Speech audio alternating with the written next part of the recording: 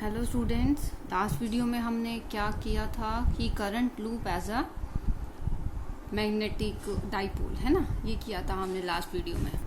आज हम करेंगे magnetic dipole movement of an electron. ठीक है, अब जो इलेक्ट्रॉन है, ठीक है, उसका हमें मैग्नेटिक डाइपोल हम उसको स्टडी करेंगे।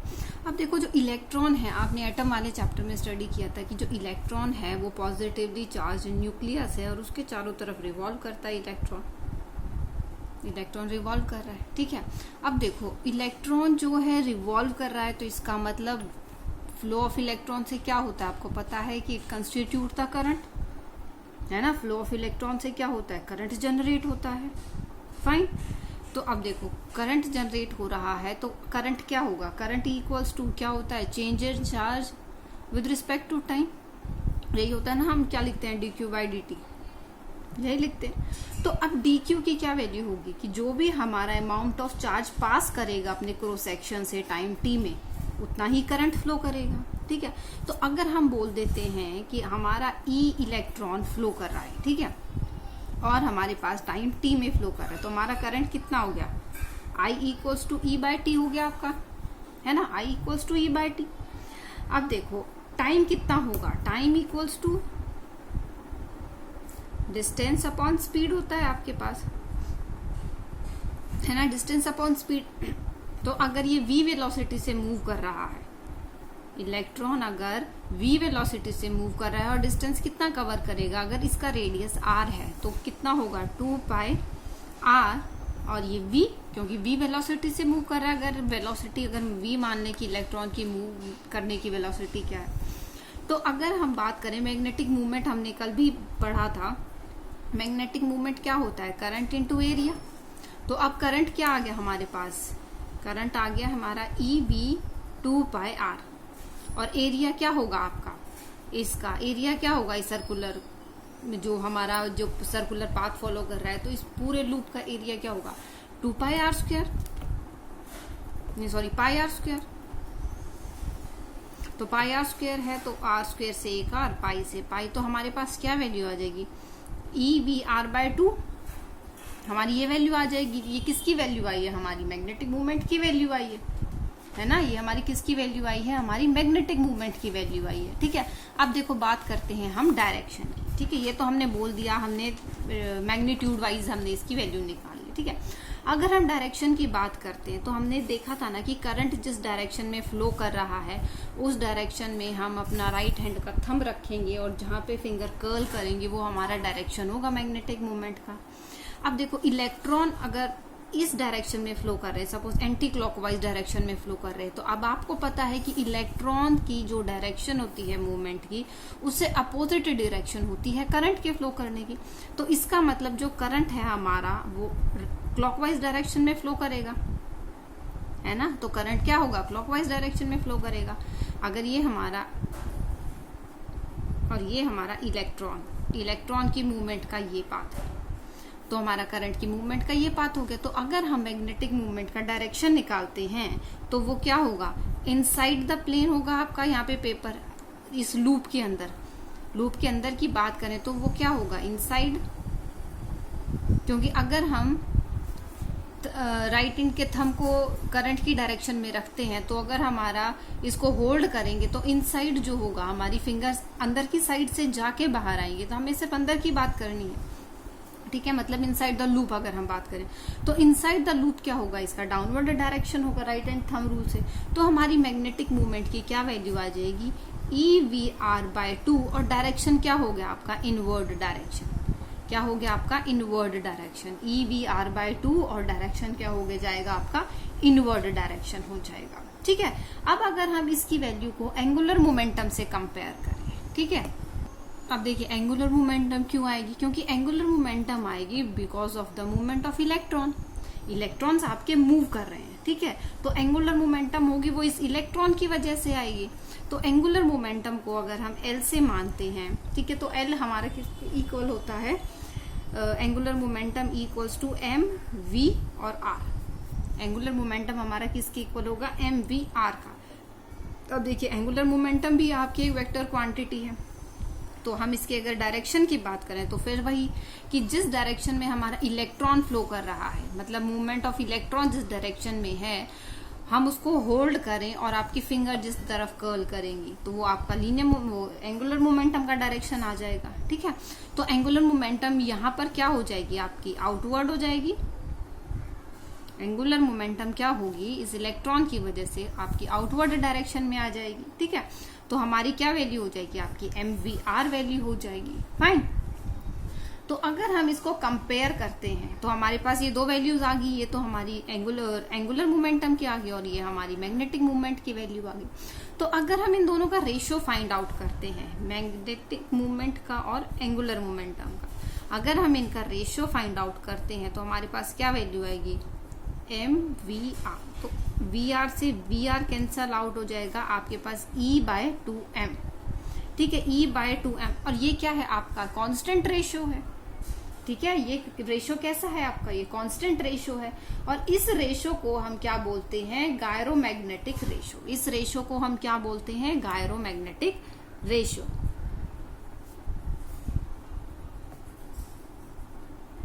Gyromagnetic ratio. ठीक है, M that means magnetic movement, L that means angular movement. तो इन दोनों का अगर हम रेशियो निकाल रहे हैं, उसकी एक कांस्टेंट वैल्यू आती है जिसको हम बोलते हैं गायरोमैग्नेटिक रेशियो। क्या बोलते हैं हम उसको, गायरोमैग्नेटिक रेशियो। ठीक है, ये चीज क्लियर हो गई। तो अगर हम सिंपल एंगुलर मोमेंटम दे रखा हो, हमें मैग्नेटिक मूवमेंट दे रखा हो, तो हमें इलेक्ट्रॉन का चार्ज पता है, मास पता है हमें, तो हम क्या निकाल सकते हैं, मैग्नेटिक मूवमेंट निकाल सकते हैं। E/2m इंटू L हम कर दें तो हमारे पास क्या आ जाएगी, मैग्नेटिक मूवमेंट की वैल्यू आ जाएगी। किसकी वैल्यू आ जाएगी, हमारे पास मैग्नेटिक मूवमेंट की वैल्यू आ जाएगी। ठीक है, अब देखिए अगर हम इसके डायरेक्शन की बात करें, M और N दोनों वेक्टर क्वांटिटी हैं, ये भी वेक्टर क्वांटिटी है, ये भी वेक्टर क्वांटिटी है। तो अगर हम डायरेक्शन, ये तो देखो मैग्नीट्यूड की बात होगी कि M का मैग्नीट्यूड E/2m ऑफ L हो जाएगा, लेकिन अगर हम डायरेक्शन की बात करें तो हम यहाँ पर नेगेटिव साइन लगाएंगे, क्योंकि दोनों का डायरेक्शन आपने यहाँ देखा कि अपोजिट है। एक का अगर इनवर्ड डायरेक्शन है तो दूसरे का आउटवर्ड डायरेक्शन है। ठीक है, तो यहां से क्या आएगा, आपको नेगेटिव साइन लगाना पड़ेगा अगर हम डायरेक्शन की बात करते हैं तो। ठीक है, अगर हम मैग्नीट्यूड की बात कर रहे हैं तो हम साइन नहीं भी लगाएं नेगेटिव तो कोई फर्क नहीं पड़ेगा, लेकिन ये वेक्टर क्वांटिटी है तो डायरेक्शन मैटर करेगा। ठीक है, तो ये क्या था आपका मैग्नेटिक मूवमेंट और एंगुलर मोमेंटम का मतलब रिलेशन आप कह सकते हैं। उसके बाद देखिए आपने बोहर्स मॉडल पढ़ा था, तो उसमें हमने पढ़ा था कि आपकी एंगुलर मोमेंटम जो होती है, ऑर्बिटल एंगुलर मोमेंटम किसकी, इलेक्ट्रॉन की, वो मल्टीपल होती है। ठीक है, L इक्वल्स टू मल्टीपल, तो N हमारा कोई भी इंटीजर होगा जो मल्टीपल का शो करेगा कि N की वैल्यू 1, 2, 3 कोई भी इंटीजर हो सकती है। और किसका मल्टीपल होगा, H/2π का। ये हम लोगों ने अपने एटम वाले चैप्टर में स्टडी किया था। ठीक है, बोहर्स एटॉमिक मॉडल में। तो जो हमारा लीनियर मोमेंटम होगा, सॉरी एंगुलर मोमेंटम होगा इलेक्ट्रॉन का, क्योंकि वो ऑर्बिट में रिवॉल्व कर रहा है, तो वो किसके इक्वल होगा, it will be the multiple of H/2π। H क्या होता है हमारा, प्लैंक्स कांस्टेंट होता है। ठीक है, और N की वैल्यू 1, 2, 3, 4 आपकी शेल्स के अकॉर्डिंग वेरी करेगी कि आपका फर्स्ट शेल में है, सेकेंड शेल में, थर्ड शेल में, तो N की वैल्यू वहां से आपकी वेरी करेगी। ठीक है, तो ये तो क्या है आपका L की वैल्यू जो कि H/2π के मल्टीपल्स हो सकती है। उसके बाद अगर हम यहाँ पर N की वैल्यूज पुट करते हैं, ठीक है, तो ये आपका एक स्पेशल केस आप बोल सकते हैं। अगर हमारी N की value if N equals to 1 हम अगर पुट करते हैं तो L की वैल्यू क्या आ जाएगी, H/2π। ठीक है, H/2π। और अब हमें ये L की वैल्यू कहाँ पर पुट करनी है, रेशियो कहाँ गया, ये वाली इसमें। ठीक है, L की वैल्यू अगर हम यहाँ पुट कर देते हैं तो L की वैल्यू यहाँ पुट करने के बाद हमारे पास क्या आएगा, M equals to E/2m H/2π। तो हमारी वैल्यू क्या हो जाएगी, EH/4m या 4πm। तो हमारे पास ये जो वैल्यू होती है जब हम N इक्वल्स टू 1 पुट करते हैं तो इसको हम बोलते हैं बोहर मैग्नेट्रॉन। क्या बोलते हैं हम इसको, बोहर मैग्नेट्रॉन। ठीक है, तो हम इसको लिख लेते हैं, व्हेन हमारे पास m की वैल्यू आएगी NEH/4πm। ठीक है, जब हम n की वैल्यू 1 पुट करेंगे तो m क्या हो जाता है EH/4πm। तो ये जो स्पेशल केस है व्हेन n = 1, इसे हम बोलते हैं बोहर मैग्नेटम। ठीक है, क्या बोलते हैं हम इसको? बोहर मैग्नेटम। ठीक है, तो ये क्या है? आपकी मिनिमम वैल्यू आप बोल सकते हैं कि मतलब n की मिनिमम वैल्यू के लिए, क्योंकि n की 1 से तो छोटी वैल्यू हो ही नहीं सकती। इलेक्ट्रॉन किसी ना किसी ऑर्बिट में तो रिवॉल्व करेगा ही ना, तो n क्या है? फर्स्ट ऑर्बिट ही रहेगा आपका। तो इसको हम क्या बोलते हैं? Bohr magneton. अब देखिए, आपका जो अभी इलेक्ट्रॉन था उसके पास एक एंगुलर मोमेंटम था। अब देखिए, अगर एंगुलर मोमेंटम है और इलेक्ट्रॉन क्या है? अपनी जगह पर भी अपना स्पिन कर रहा है। ठीक है, तो उसकी वजह से जो होगा स्पिन एंगुलर मोमेंटम भी होगा। ठीक है, दूसरा क्या होगा आपका? Spin angular momentum. ठीक है, तो स्पिन एंगुलर मोमेंटम होगा और दूसरा आपका एंगुलर मोमेंटम हमने बोला जो कि उसका इलेक्ट्रॉन का था मूवमेंट की वजह से, जिसको हम ए से रिप्रेजेंट करा देते हैं। ठीक है, तो जो फाइनल सॉल्यूशन आएगा या जो फाइनल एंगुलर मोमेंटम आएगी हमारे पास, तो जो फाइनल मैग्नेटिक मूवमेंट आएगी, ये हम बोल सकते हैं इलेक्ट्रॉन के लिए, तो वो क्या होगी? इन दोनों का सम होगी। क्या होगी? वो इन दोनों का सम होगी। ठीक है, तो जो आपकी स्पिन एंगुलर मोमेंटम है तो वो हमारे पास किसके इक्वल होती है? E/me, मतलब जो हमारा मास है इलेक्ट्रॉन का। ठीक है, E/m, और जो आपका कांस्टेंट है क्या? जो आपका स्पिन पर डिपेंड करता है, angular momentum, spin angular momentum है। एस क्या है आपका? स्पिन एंगुलर मोमेंटम है। तो जो टोटल एंगुलर मोमेंटम आएगी वो किसके इक्वल आएगी? जो आपकी angular momentum orbital angular momentum थी और दूसरी आपकी स्पिन एंगुलर मोमेंटम है, तो दोनों का सम आएगा। ठीक है, तो इसको O से लिख लो, LO। तो ये हमने क्या है? Angular momentum orbital, angular momentum spin. तो स्पिन की वैल्यू क्या होती है? E/m, और जो ये आपका कांस्टेंट है जिसके वैल्यू जिसे हम बोलते हैं स्पिन एंगुलर मोमेंटम। ठीक है, जो भी इसकी वैल्यू होगी। तो उसके बाद अगर हम बात करते हैं कि टोटल वैल्यू क्या आ जाएगी, तो टोटल वैल्यू क्या आ जाएगी? इन दोनों का सम हो जाएगा। तो दोनों का सम हो जाएगा तो हमारे पास क्या वैल्यू आ जाएगी? इसका और इसका दोनों का एडिशन हम कर देंगे तो वो टोटल वैल्यू आ जाएगी हमारे पास। ठीक है, तो ये था हमारा क्या? Electron also behave as a मतलब लूप की तरह, क्योंकि मूवमेंट ऑफ इलेक्ट्रॉन जो होगा उससे करंट आपका फ्लो करता है और इलेक्ट्रॉन आपका सर्कुलर पाथ में फ्लो करता है। तो इससे हम क्या बोल सकते हैं कि जो रिवॉल्विंग इलेक्ट्रॉन है that also exhibit magnetic dipole movement. ठीक है, उसके पास भी अपना एक मैग्नेटिक डाइपोल मूवमेंट होगा। ठीक है, तो ये था आपका आज का टॉपिक जिसमें हमने स्टडी किया है magnetic dipole movement of the revolving electron, कि जो आपका इलेक्ट्रॉन मूव कर रहा है वो अपना एक मैग्नेटिक डाइपोल जो है वो एग्जिबिट करेगा। ठीक है, देखो उसके बाद आता है आपका एक टॉपिक कि आपका जो सोलेनॉइड है, ठीक है, जो बार मैग्नेट है वो मतलब सोलेनॉइड भी आपका as a bar magnet behave करता है। ठीक है, bar magnet as an equivalent solenoid, कि जैसे हमने पढ़ाया था कि जो सोलेनॉइड था वो एज अ, तो देखिए जो सोलेनॉइड था आपने स्टडी किया था कि सोलेनॉइड क्या था, कि आपने एक इंसुलेटेड कोई भी मटेरियल लिया है और उसके ऊपर आपने क्या किया था, वायर को बाउंड करा दिया था। तो उसके बाद जब हमने करंट फ्लो कराया था तो हमने देखा था कि ये अपने आप को एक पर्टिकुलर डायरेक्शन में ही सस्पेंड करके रखता है। ठीक है, क्या कर रहा था, ये अपने आप को एक पर्टिकुलर डायरेक्शन में ही सस्पेंड कर रहा था। तो इसकी कुछ कैरेक्टरिस्टिक हुई सोलेनॉइड की, जिससे हम बोल सकते हैं कि जो सोलेनॉइड है वो एज अ बार मैग्नेट ही बिहेव कर रहा है। ठीक है, और यहाँ बोल सकते हैं कि जो बार मैग्नेट है वो एज अ सोलेनॉइड बिहेव कर रही है। फाइन, क्योंकि दोनों की प्रॉपर्टीज काफी हद तक सेम आई, काफी हद तक या बिल्कुल ही सेम आई, क्योंकि ये भी क्या एज अ मैग्नेट बिहेव कर रहा था। तो सबसे पहले तो हमने देखा कि जो सोलेनॉइड है, सोलेनॉइड में जब हमने करंट फ्लो कराया तो उसने अपने आप को रेस्ट पोजीशन में एक पर्टिकुलर पोजीशन में डिफाइन करके रखा। ठीक है, रेस्ट कर रहा था तो वो एक नॉर्थ साउथ पोजीशन में, तो ये पोजीशन क्या होगी, एक फिक्स पोजीशन होगी, वो हमेशा करंट फ्लो करने पर नॉर्थ साउथ डायरेक्शन में ही अपने आप को अलाइन करके रख रहा था। ठीक है, अब देखिए ये तो पहली बात हमने देख ली। उसके बाद अगर हम करंट कैरिंग सोलेनॉइड की बात करें तो अगर हमने 2 करंट कैरिंग सोलेनॉइड लिए, ठीक है, तो उनके पास वही प्रॉपर्टी थी। इससे पहले चैप्टर में आपने पढ़ा, ये आपके पास सेम डायरेक्शन में करंट फ्लो कर रहा है तो दे विल अट्रैक्ट, और अपोजिट तो दे विल रिपेल। तो इस तरीके से उन्होंने क्या करा, ये चीज ऑब्जर्व की, ठीक है। तो वो क्या था कि जो अगर आपके पास 2 सोलेनॉइड होंगे, ठीक है, 2 सोलेनॉइड हैं अगर आपके पास, तो वो अट्रैक्शन या रिपल्शन की प्रॉपर्टी एग्जिबिट करेंगे। तो इसका मतलब दोनों में मैग्नेटिक की प्रॉपर्टी है, तभी तो वो अट्रैक्ट या रिपेल करेंगे, ठीक है। उसके बाद अब मैग्नेटिक फील्ड लाइंस की बात करें तो आप देखो कि मैग्नेटिक फील्ड लाइन जो हमारी सोलेनॉइड की थी, ठीक है, तो कुछ इस तरीके से आ रही थी मैग्नेटिक फील्ड लाइंस, है ना, और इस तरीके से मूव कर सर्कुलर पाथ फॉलो कर रही थी,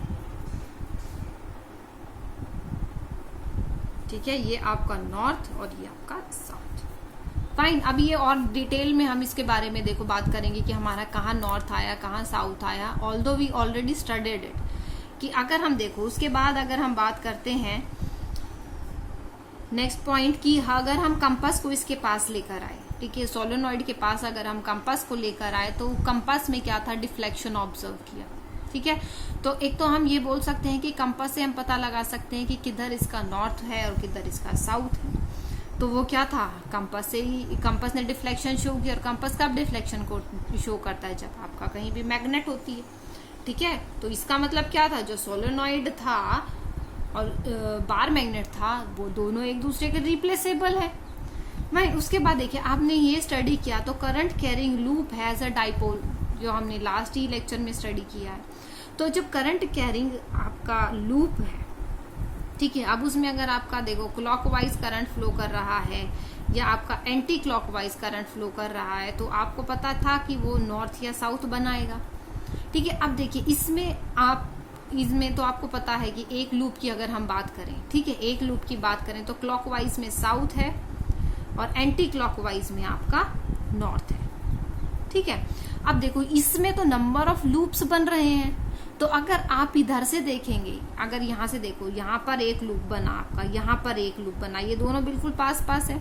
यहां पे अगर इसमें क्लॉकवाइज करंट फ्लो कर रहा है और यहाँ पर इसमें, तो क्योंकि देखो डायरेक्शन तो सेम ही रहेगा हर लूप में, ऐसा तो है नहीं कि अगर सोलेनॉइड है तो हर लूप में डायरेक्शन वेरी कर जाएगा, डायरेक्शन तो वही रहेगा फ्लो जो करंट का है। तो अब देखिए यहाँ पर अगर देखें तो आगे से अगर आपने इस लूप को देखा तो ये क्या है, साउथ पोल बना रहा है, और पीछे से अगर आप इस लूप को देखेंगे तो करंट की डायरेक्शन चेंज हो जाएगी, तो एंटी क्लॉकवाइज हो जाएगा, तो पीछे से क्या होगा, नॉर्थ पोल बनेगा। अब इससे जस्ट पीछे जो सेकंड लूप है आपका, उसमें अगर आप फॉरवर्ड डायरेक्शन से देखें तो आपका क्या बनेगा, साउथ। और जो पहले वाला था उसका उस वक्त क्या है, नॉर्थ, पीछे की साइड नॉर्थ है और इसका साउथ है, तो दोनों क्या करेंगे, अट्रैक्ट।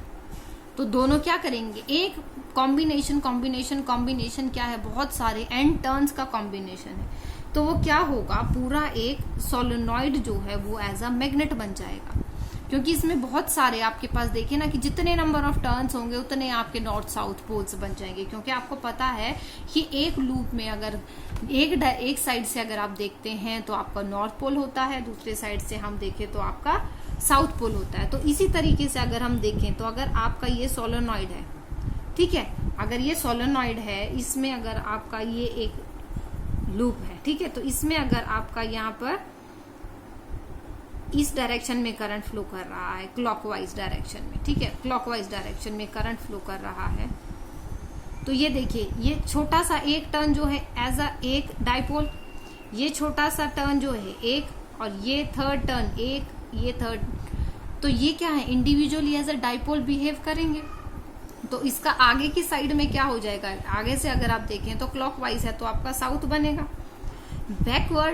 बैक साइड से अगर आप इसी लूप को देखें तो आपको नॉर्थ पोल बनेगा, इधर से फिर इसका साउथ, इधर से नॉर्थ, इसका साउथ, इधर से नॉर्थ, इसका साउथ, ये नॉर्थ, ये साउथ, ये नॉर्थ। तो ये क्या हो गया, आपके कितने सारे मैग्नेटिक डाइपोल हैं जो कि इनको बाइंड करके रखे हुए हैं, ठीक है, क्या है, ये बहुत सारे मैग्नेटिक डाइपोल हैं जो इसको बाइंड करके रखे हुए हैं। तो इसी वजह से हम बोल रहे हैं कि जो आपका सोलेनॉइड है या बार मैग्नेट है, both are equivalent to each other. तो ये आपका है कि सोलेनॉइड या bar magnet as an equivalent.